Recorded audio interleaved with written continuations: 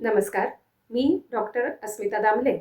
मनोधारा चॅनेलमध्ये तुमच्या सगळ्यांचं खूप खूप स्वागत आहे.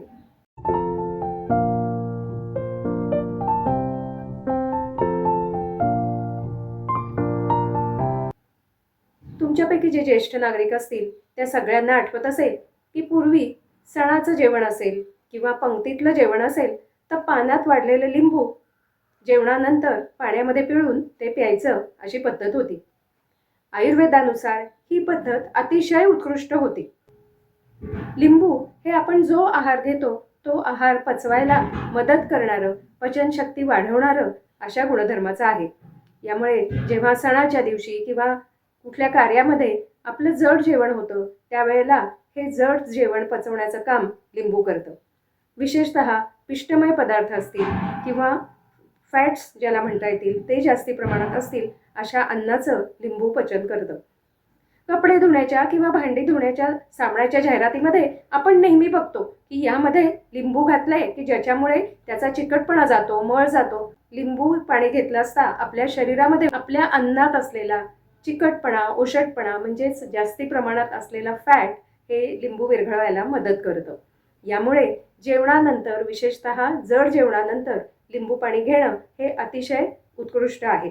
आपण जेव्हा रेस्टॉरंटमध्ये जेवतो तेव्हा सुद्धा आपलं अन्न बऱ्यापैकी जड असतं. अशा वेळेला जेवणानंतर लिंबू पाणी घेणं हे आपल्या आरोग्यासाठी खूप चांगलं असतं.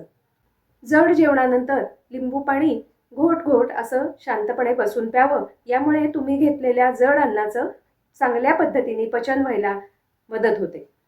चांगल्या गुणधर्माचं लिंबू पाणी आहे तर मग ते सकाळी उठल्यावर अनुशापोटी घ्यावं का? तर अजिबात नाही. कारण लिंबू उष्ण गुणधर्माचं आणि आंबट रसाचं आहे. यामुळे रिकामे पोटी ते घेतलं असता शरीरातलं पित्त वाढतं. विशेषतः ज्यांची पित्त प्रकृती आहे, ज्यांना पित्ताचे त्रास आहेत अशा लोकांनी तर अनशापोटी लिंबू पाणी अजिबात घेऊ नये.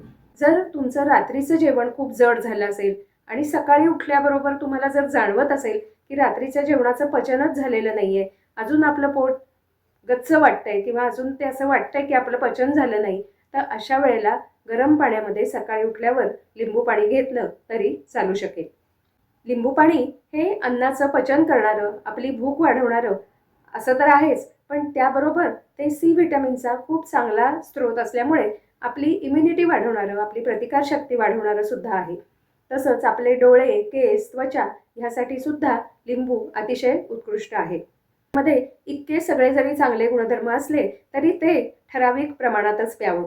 लिंबू पाण्याचं प्रमाण जर जास्ती झालं किंवा जास्ती प्रमाणात जर लिंबू पाणी प्यायलं गेलं तर शरीरात पित्त वाढतं आणि या वाढलेल्या पित्तामुळे डोकेदुखी, ॲसिडिटी, त्वचेवर ॲलर्जिक रॅश आल्यासारखं रॅश येणं यासारखे आजार होतात.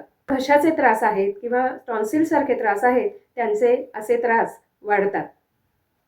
लिंबामध्ये ऑक्सलेट हे घटक असल्यामुळे ज्यांना किडनी स्टोन किंवा गॉल स्टोनचा त्रास आहे अशांनी जर लिंबू पाणी जास्ती प्रमाणात घेतलं तर त्यांचे हे त्रास सुद्धा वाढण्याची शक्यता असते.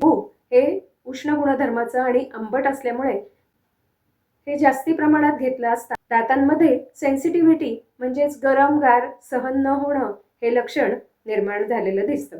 त्याच्या दृष्टीने जेव्हा आपलं जड जेवण झालं असेल, बाहेर रेस्टॉरंटमध्ये खाल्लं असेल किंवा जास्ती प्रमाणात खाल्लं असेल, वेगवेगळ्या प्रकारचं खाल्लं असेल, अशा वेळेला किंवा आपल्याला जेव्हा भूक लागत नाही असं वाटत असेल, अन्न पचलं नाही असं वाटत असेल, अशा वेळेला 1 ग्लास कोमट पाण्यात 1 चतकोर लिंबू पिळून ते घोटाघोटाने प्यावं. योग्य प्रमाणात लिंबू पाणी प्या आणि आरोग्य मिळवा. माझ्या मनोधारा चॅनेलला अशा सोप्या टिप्ससाठी सबस्क्राईब करा, शेअर करा, लाईक करा.